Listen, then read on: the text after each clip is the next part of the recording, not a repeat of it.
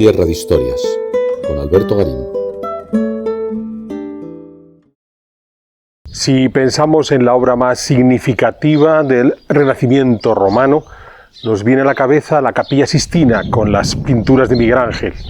Sabemos que pinta los techos a comienzos del XVI y el famoso juicio final ya a mediados de esa centuria. Pero la Capilla Sistina había sido construida tiempo atrás, cuando era Papa Sisto IV, aquel que hizo cardenal a su sobrino de la Rovere, que más tarde sería Julio II, quien a su vez encargó las primeras pinturas a Miguel Ángel. En esa Capilla Sistina original, en esa capilla de Sisto IV, si bien es cierto que fueron invitados algunos de los artistas de más renombre en ese momento en Florencia, el edificio en sí, la capilla propiamente dicha, era aún un edificio de tradición medieval, mostrando bien esa combinación que se daba en la Roma del siglo XV entre esa tradición más medievalizante y las modas que llegaban de Florencia con un sabor más clásico. Vamos a tratar de entender por qué Sisto IV seguía la línea de sus predecesores de sencillamente combinar esas dos tradiciones, porque la renovación auténtica del arte, el apostar exclusivamente por arte clásico y que esto se convirtiera en una de las marcas distintivas de los papas de Roma, no habría de llegar precisamente hasta el papado de Julio II, que fue quien encargó las pinturas de la Sistina a Miguel Ángel.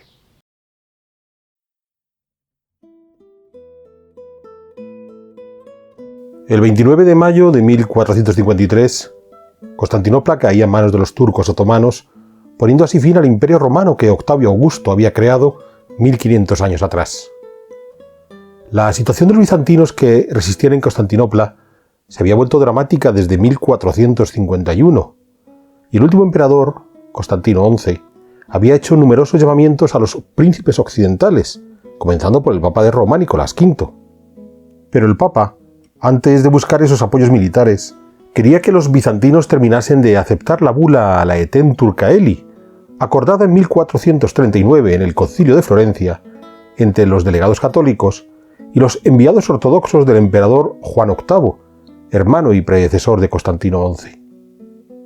En esta bula se ponía fin al cisma entre católicos y ortodoxos producido 400 años antes, solventando las diferencias teológicas entre ambos y reconociendo la superioridad del Papa de Roma.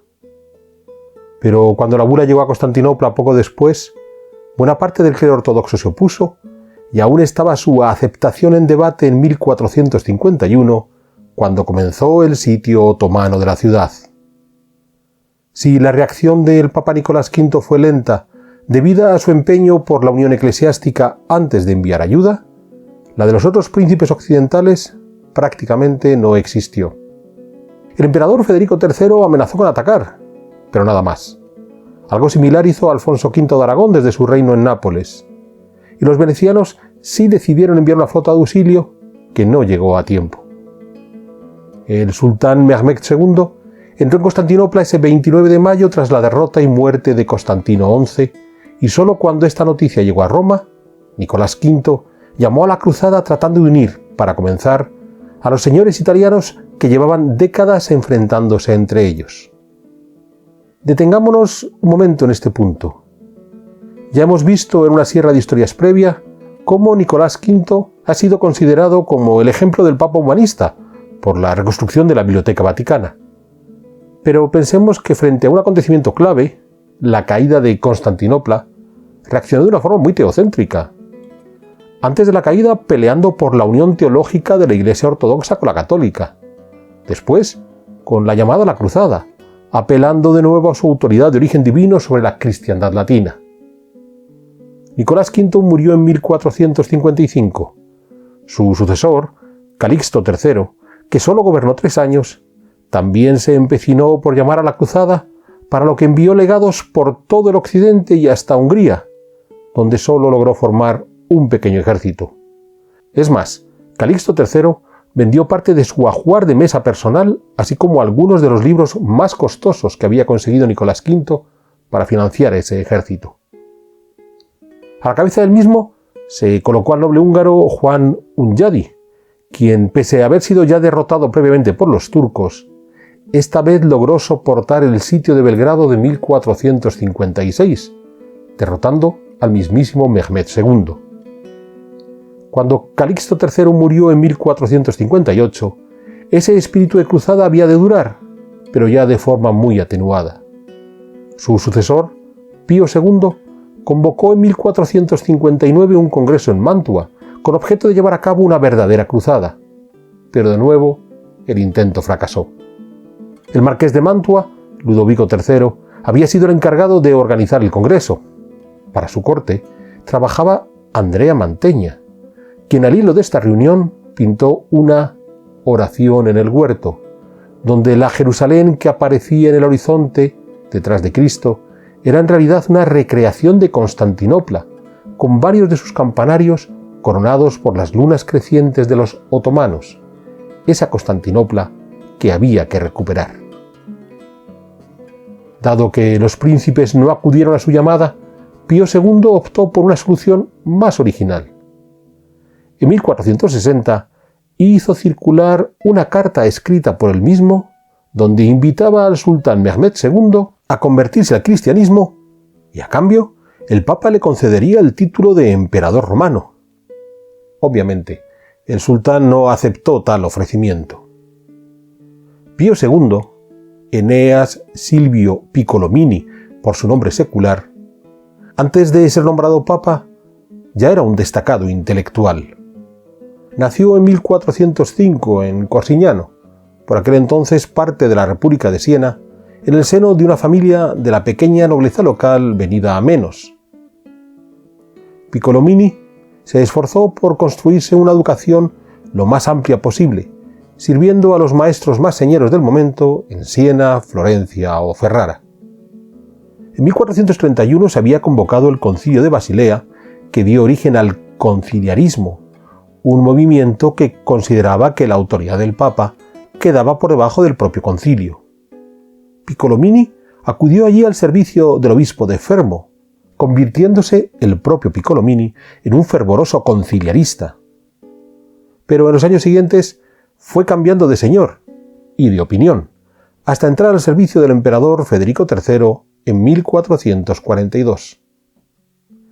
En aquel tiempo, Piccolomini viajó por el occidente y el centro de Europa, al tiempo que escribía buena parte de sus libros, donde había, desde relatos históricos, como el que hizo sobre el Concilio de Basilea, a poesías, comedias de enredos o novelas románticas, como la Historia de Duobus Amatibus, donde creó la correspondencia entre Lucrecia, una mujer casada de Siena, y su enamorado Eurialo, servidor del duque de Austria.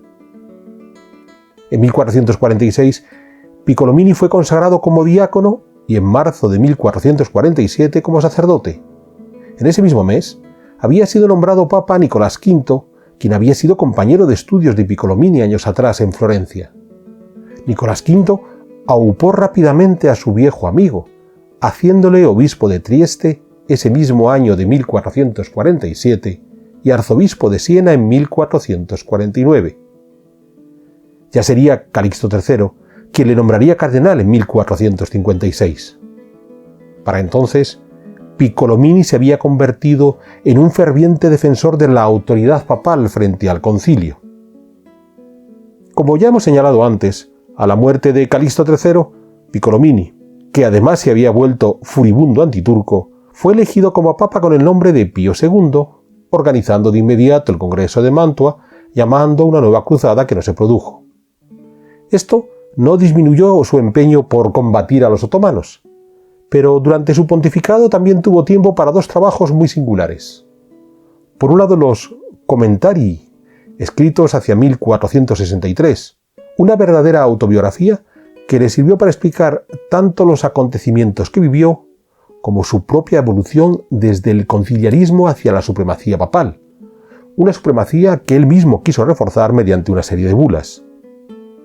Por otro lado, Pío II también se dedicó a la mejora de su pueblo natal, Corsignano, que pasó a llamarse Piensa en honor al Papa tras las construcciones que éste financió allí. Corsignano era una aldea de origen etrusco. Para mediados del siglo XV era una pequeña localidad completamente amurallada, con una planta rectangular irregular, cuya calle principal atravesaba de manera serpenteante en dirección este-oeste. A media calle es donde se había levantado en plena Edad Media una iglesia románica orientada al este, que fue demolida, junto a otras edificaciones en torno, para levantar la nueva catedral y los palacios anexos, abriendo una plaza de forma trapezoidal. La obra le fue encargado a Bernardo Rossellino, discípulo de León Bautista Alberti, destacado arquitecto que ya había sido llamado a Roma por los papas Eugenio IV y Nicolás V. Tradicionalmente, se ha considerado que el trabajo de Rossellino en Piensa es el reflejo de las teorías urbanísticas de Alberti y con ello el arranque del urbanismo renacentista. Pero hay que tener en cuenta que Alberti no tuvo una teoría urbanística muy desarrollada, con referencias que ya se daban en el mundo medieval, como la necesidad de buscar lugares saludables para las ciudades o que éstas estén amuralladas. Solo en su libro octavo entra en la forma de trazar las calles y las plazas. Por ejemplo, que las plazas fueran más largas que anchas, que pudieran tener soportales e incluso algún arco monumental a modo de acceso, y que en las calles los edificios no fueran tan altos como para no permitir la correcta ventilación e iluminación del lugar. Es posible que cuando Alberti escribía todo esto, estuviera pensando en alguna de las antiguas ciudades de origen romano que él mismo conocía. Pero nada de lo escrito hizo Rossellino en Piensa.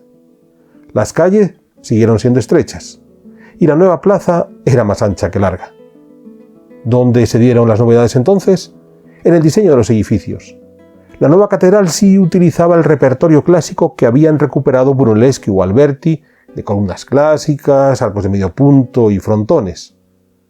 O en el Palacio Piccolomini, que había de convertirse en la residencia de recreo del Papa, situada al oeste de la catedral, y que imitaba el Palacio Rucellai, que el propio Alberti había comenzado a construir en Florencia en 1446. Pero en los otros edificios que cerraban la nueva plaza, el Palacio Episcopal al este o el Palacio Comunal al norte, esa pureza clásica se diluía aún más. En definitiva, como ya había ocurrido con Nicolás V durante su papado en Roma, cuando encargó la capilla nicolina del Vaticano a Fra Angelico, en Piensa, Pío II encargó una serie de edificios que se apuntaban a las modas que venían desde Florencia, pero en ningún caso planteó una remodelación total de la ciudad, siguiendo un supuesto modelo renacentista. Podemos pensar que en realidad el proyecto no llegó a concluirse por la muerte de Pío II en 1464. Pero en realidad el corazón de su proyecto fue la plaza de la catedral, y ésta sí quedó terminada. Empecinado en combatir a los turcos, Pío II volvió a convocar la cruzada en 1464, para lo que esperaba contar con el apoyo de la flota veneciana.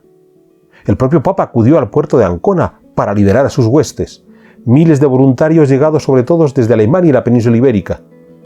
Pero los venecianos no acudieron. Abandonado y enfermo, Pío II murió en agosto de 1464. Le sucedió en el trono de San Pedro el cardenal Pietro Barbo, que tomó el nombre de Paulo II. Barbo había nacido en Venecia en 1417.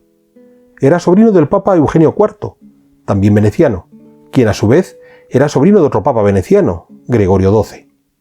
Estas prácticas nepóticas fueron muy habituales en el papado y aún habrían de permanecer durante décadas. Es más, el propio término nepotismo deriva del latín nepote, sobrino, por ser los sobrinos de los religiosos los que se favorecían del puesto de poder de sus tíos. Curiosamente, dos de las grandes promesas que Paulo II hizo al comenzar su pontificado fueron acabar con ese nepotismo y organizar, por fin, la cruzada contra los turcos. No hizo ninguna de las dos cosas. No fueron sus únicas contradicciones. Favoreció la restauración de los antiguos monumentos romanos, aunque aprovechó parte de ellos para su gran obra, el Palacio Venecia. Fundó la primera imprenta de Roma en 1467, favoreciendo la difusión de los textos escritos, pero que debían ceñirse a los autores cristianos. En este sentido, hizo cerrar la Academia Romana, un cenáculo de literatos, donde destacaron Platina o Pomponio Leto, devotos de la literatura clásica y que incluso abogaron por recuperar la religiosidad pagana. Pero sin duda, lo más chocante fue su empeño en adelgazar la administración de Roma, tanto la municipal como la religiosa, con objeto de reducir los gastos, al tiempo que abandonaba el Palacio Apostólico, que había comenzado a construir Nicolás V en el Vaticano, y se hacía levantar una nueva residencia, el Palacio de Venecia, que ejemplificaba bien ese debate que había entre tradición medieval y moda clásica. Hemos de tener en cuenta que el aspecto que ofrece hoy el Palacio de Venecia es el resultado de la construcción del monumento del rey Víctor Manuel II, a finales del siglo XIX, principios del XX, que transformó toda esta parte de la ciudad de Roma, incluyendo la demolición de uno de los pabellones de ese palacio de Paulo II. El Palacio de Venecia fue levantado reuniendo varias de las construcciones que rodeaban a la Basílica de San Marcos en el Capitolio, un templo levantado ya en el siglo IV y que desde época medieval se convirtió en la iglesia de los venecianos en Roma. Recordemos que Paulo II era veneciano. Frente a la iglesia, el Papa pidió al arquitecto encargado de la obra, Francesco del Borgo, discípulo también de Alberti, que se habilitase una gran plaza, una parte de la cual había de estar ajardinada, y donde habían de celebrarse una gran mayoría de los eventos de su pontificado. El palacio propiamente dicho estaba construido primero por el Palazzetto, que cerraba la nueva plaza por el este y que junto a los jardines fueron la parte desmontada en 1909. Sería remontada en el ángulo suroeste de forma algo libre. Segundo, el palacio en sí. Y tercero, la unión entre ambos edificios, la Torre de la Bicia. Si vemos imágenes de la estructura original, desde el exterior, tiene un claro sabor medievalizante. Los dos palacios tenían matacanes corridos en su fachada. Recordemos, los matacanes son esos voladizos que permitían atacar en vertical al enemigo que estuviera al pie del muro. Y las fachadas estaban rematadas por almenas. La sensación de fortificación medieval se agudizaba aún más con la propia torre. Pero en los patios interiores, la situación cambiaba.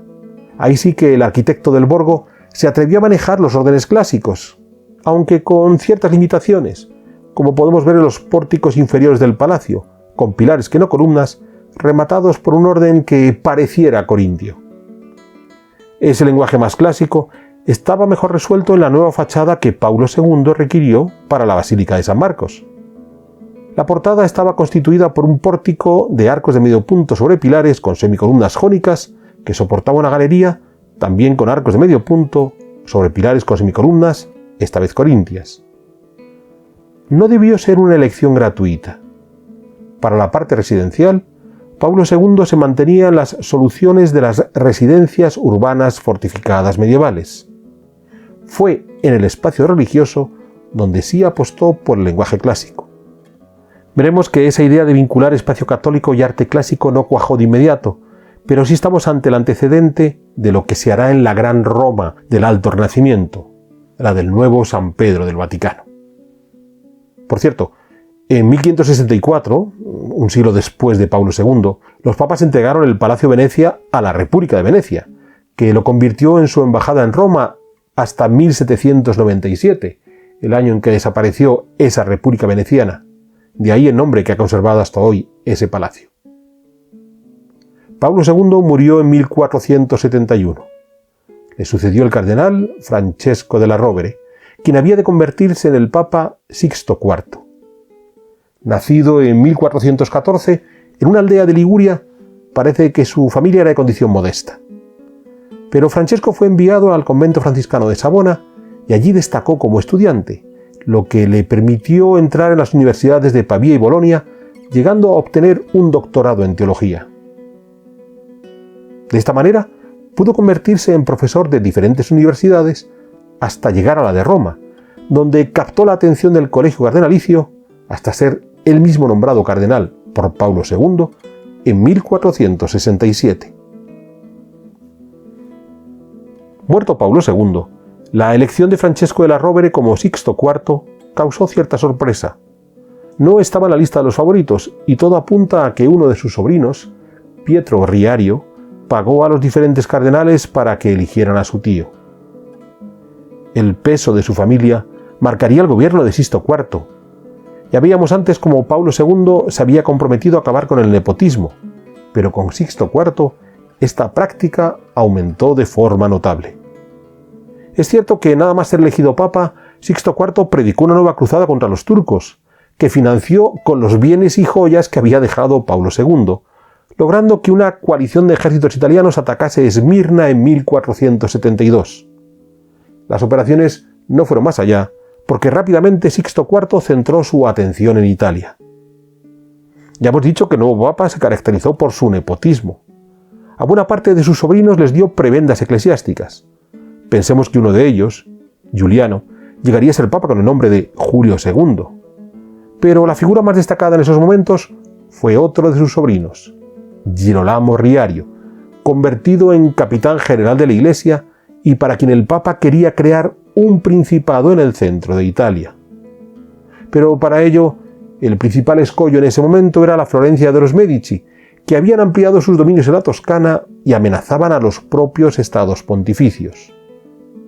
Desde 1469 gobernaba la ciudad Lorenzo el Magnífico, cuya relación con Sixto IV se fue degradando con los años.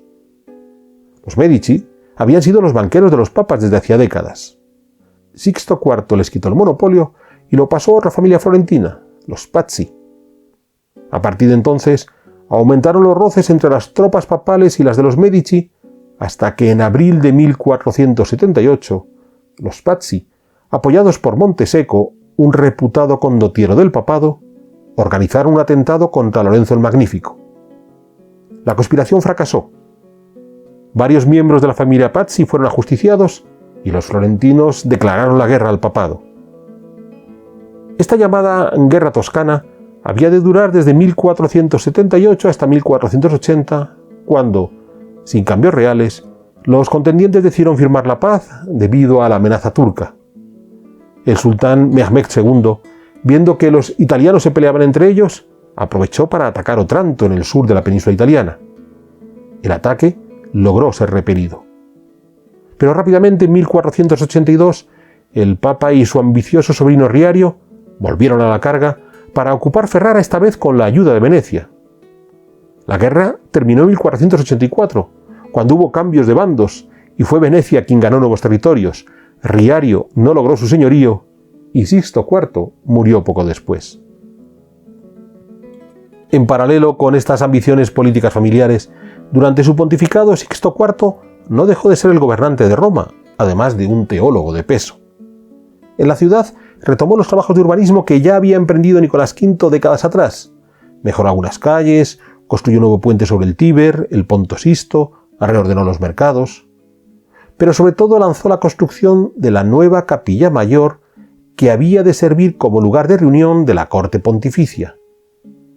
La capilla había de estar dedicada a la Asunción de la Virgen. Sixto IV tenía una especial predilección por la devoción mariana.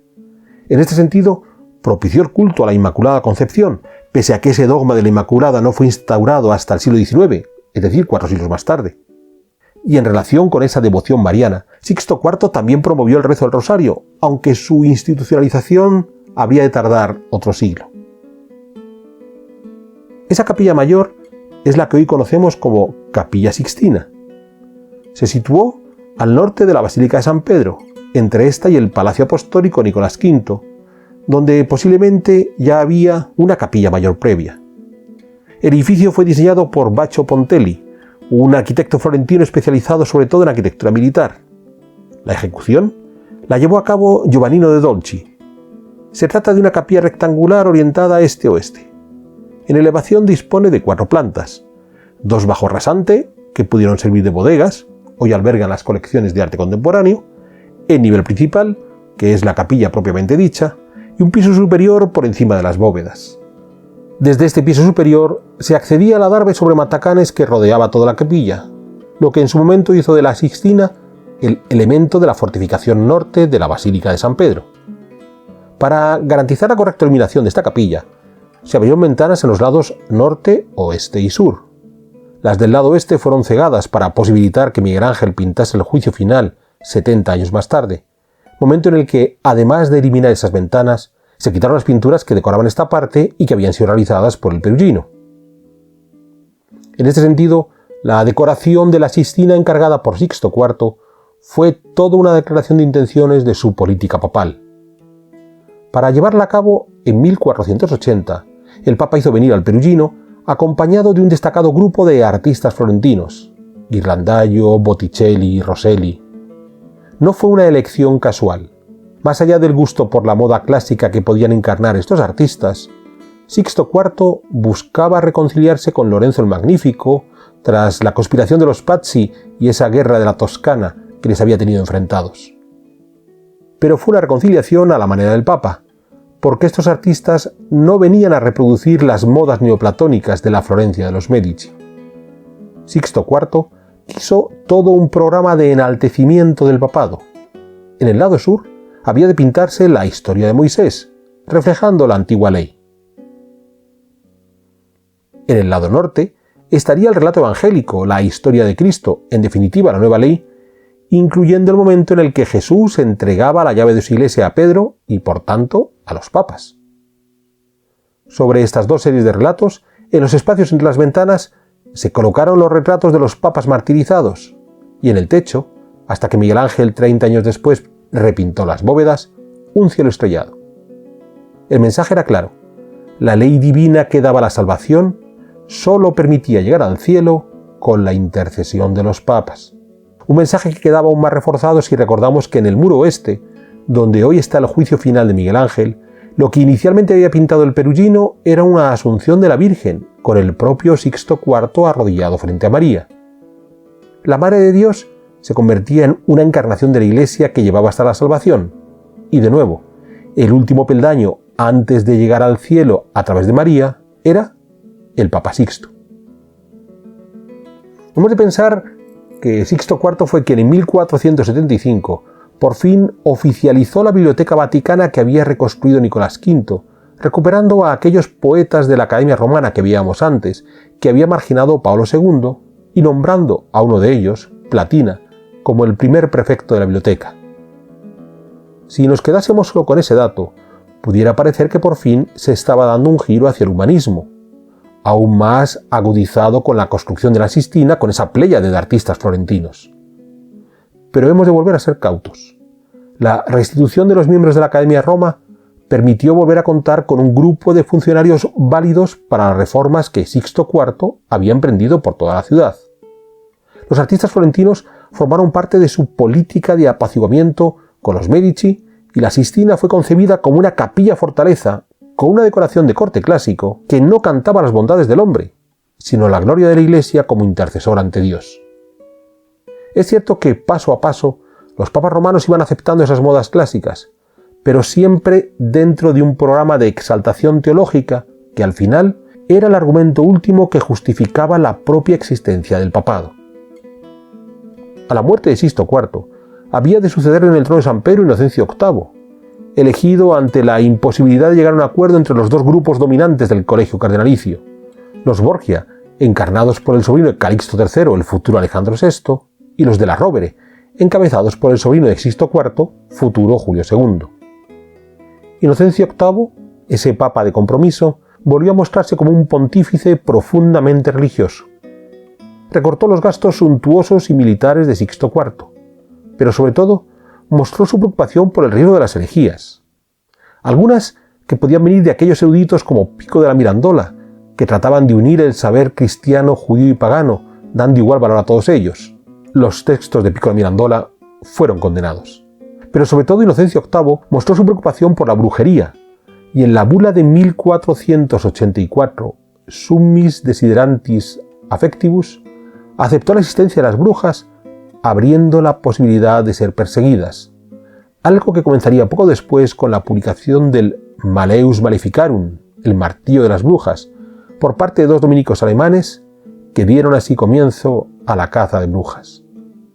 En definitiva, los papas que gobernaron durante la segunda mitad del siglo XV no estaban abonados al humanismo más allá de ciertos barnices artísticos, y sus preocupaciones teológicas dominaban por encima de cualquier otra ambición. La Capilla Sixtina de Sixto IV fue un canto al poder teológico de los pontífices. El cambio habría de llegar con sus sucesores, con Alejandro VI, Julio II o los Papa Medici, cuando estos pusieron en igualdad de condiciones las ambiciones religiosas y las políticas. Es posible que Sixto IV ya lo hubiera intentado, pero los que llegaron después de él creyeron conseguirlo.